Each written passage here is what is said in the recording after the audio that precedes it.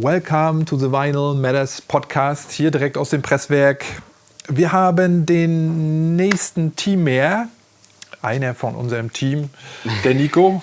Hallo Nico. Hey André, na? Hier, der hat gerade ein geniales Set drin aufgelegt. Da habe ich selber so ein Auge gekriegt, weil er hat so viele Klassiker gespielt und Vinyl, wo ich dachte, boah, wo hat er die her? Und die sieht auch noch mint aus. Und also ich war total begeistert, was du da rausgeholt hast und wie du auch so souverän gemixt hast mit 3 Turnies und Wahnsinn.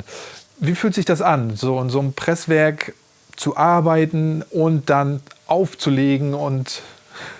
Oh, ich kann das kaum in Worte fassen, wie unglaublich das ist. Ja. Also vor 5 Jahren angefangen und dass ich hier mal stehen würde, geschweige denn arbeiten würde und hier auch auflegen würde, ist ein unbeschreibliches Gefühl.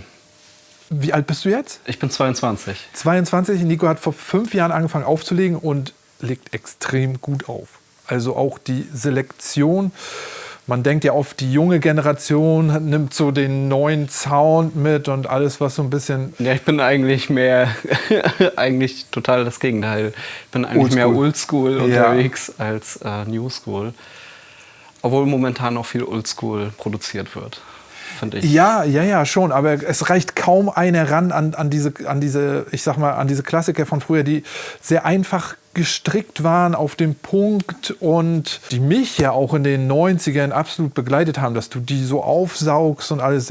Wahnsinn. Ja, ich finde, das ist einfach wahnsinnig zeitloser Sound. Genau. Also Ja. man merkt, dass das halt auch eine Wendegeneration war, ne?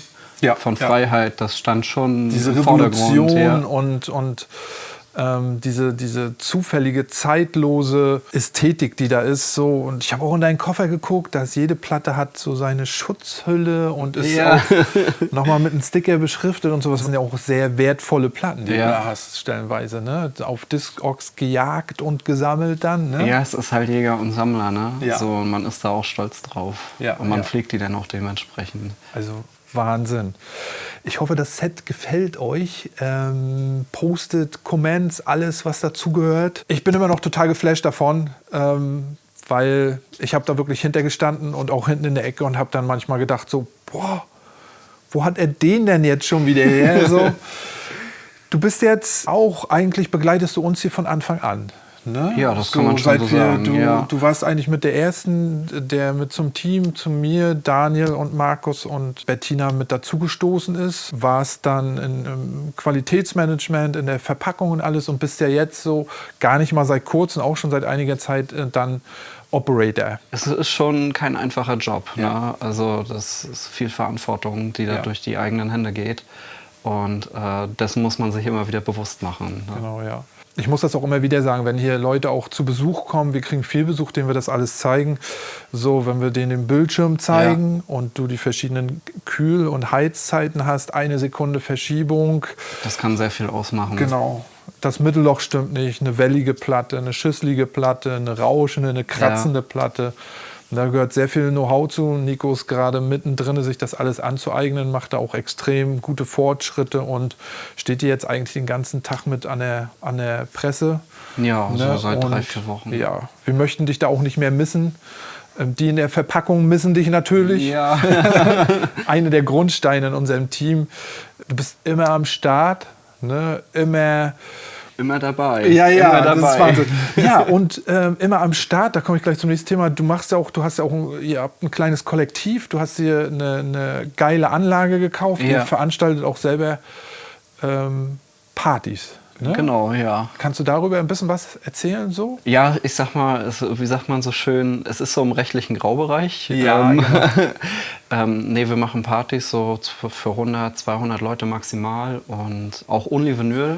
Ja. So, weil wir finden, das ist so der Grundstein und der wird heutzutage leider mal so ein bisschen stiefmütterlich behandelt. Ja, und das wäre ja auch ein bisschen verräterisch. Ich arbeite im Presswerk und würde dann mit CDJ spielen. Irgendwie passt das nicht.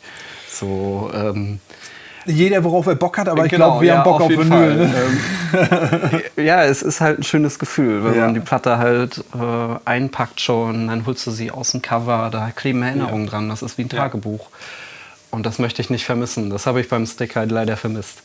wenn man damit Und spielt. die Partys sind wirklich Hammer. Ich war da auch als Gast schon. Markus hatte da aufgelegt. Ihr habt dann, glaube ich, nur Koordinaten rausgesendet in so einer Gruppe. Ja. Und dann mitten im Wald auf so einer Weggabelung stand auf einmal eine Anlage. Kleiner Getränkestand, Leute waren da. Geniales Feeling, genialer Sound und irgendwo lief ein Notstromaggregat. Also extrem abenteuerlich, Natur. Ihr sorgt dann dafür auch, dass alles wieder picobello, also kommst einen Tag später dort wieder an und denkst, Es das ist nie der was Wald. passiert dort. Genau, ne? Ja. Wunderbar, also richtig genial, so wie früher. Es geht um Feiern, es geht um Zusammensein, es geht um schöne Zeit. Eine schöne ne? Zeit, genau. Ja. So, und das ist so heutzutage so ein bisschen verloren gegangen, finde ich, oftmals auf Partys. Geht es eigentlich um vieles, nur die Musik steht leider immer so im Hintergrund. Es geht oft oder zu oft um Gesichter, dagegen stellen wir uns auch Kalkulation, so gegen Personenkult, so, das wollen wir nicht. Wir unterstützen kleine Leute, die kaum eine Bühne haben und bieten uns selbst, sage ich mal, so ein bisschen die Bühne, weil wir auch, also so in meiner Situation war das auch nachher so, es fragt keiner. Und dann ist die einzige Alternative, die du hast, man macht selber was. Genau. Release yourself, mach deine eigenen Veranstaltungen, um Spaß zu haben, um sich dann nicht am Ende zu beschweren, hey, mich will keiner hören, ich habe keine Gelegenheit zum Auflegen und sowas. Die schafft man sich dann einfach selber. Die schafft man sich selber und das ist auch ein Stückchen Unabhängigkeit. Ja, genau. Auch ein Stückchen neue Generation, die Revolution wieder lebt, ne, die wir früher gelebt haben. So, wir haben das ja auch, wir haben illegale Partys auf so Grundstücken gemacht, die haben wir dann vorher ausgecheckt und dann, hier kann man noch reingehen, alles klar, ein bisschen wegfegen, alles, Notstromaggregat aufgestellt, Anlage, Tarnnetz war mir ganz wichtig irgendwie und dann Flyer rausgesendet und mit Mal waren dann da auch auf einmal 100 Leute und es hat niemanden gestört, weil das waren so verlassene Grundstücke mitten in der Pampa aus DDR-Zeiten. Ich habe Bilder noch davon zu Hause, wenn ich mir die angucke, kriege ich Gänsehaut, sehe da meine ganzen alten Freunde, von denen auch manche auch gar nicht mehr unter einem sind so und weiß, was wir da erlebt haben, das kann einem irgendwie... Und das erlebt ihr jetzt wieder auch. Und das erleben wir, weil wir es auch erleben wollen. Also ich habe es ja nicht kennengelernt. Ja. Also ich kenne es nur aus Erzählungen, aus Dokumentation. Und ich finde das faszinierend. Und ich finde es schade, dass es verloren gegangen ist. Aber umso schöner, dass man das jetzt wieder erleben kann. Ja, genau.